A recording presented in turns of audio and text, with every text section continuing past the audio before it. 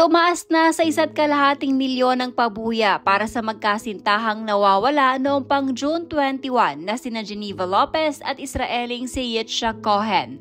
Base sa panibagong update sa kaso ay kabilang ang isang awol na pulis sa 7 persons of interest sa kaso ng mga nawawala. Ang dating pulis din umano ang naging middleman sa bibilhin na lupa ng magkasintahan.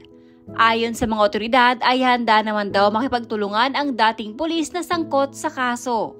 Natunto na din ang pangalawang sasakyan na umano'y ginamit ng mga POI maging ang may-ari nito. Ngunit napag-alaman na nabenta na ang sasakyan na nakitang abandonado. Ayon sa mga otoridad, ito naman daw ang susunod na pupuntahan upang makakuha ng ilang pang detalye sa pagkawala ng magkasintahan.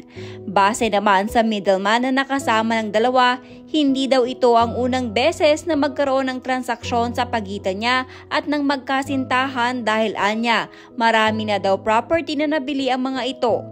Matapos nilang tingnan umano ang lupa na bibilhin sana ay hindi na daw ito nakasama dahil naghiwalay na umano sila.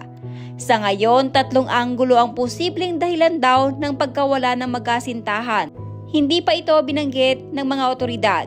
Maging ang pagkakakilanlan ng mga POI ay wala pang detalye na inilabas ang mga ito. Pero paninigurado nila maayos umano ang takbo ng investigasyon upang mahanap si Geneva Lopez at Yitzhak Cohen.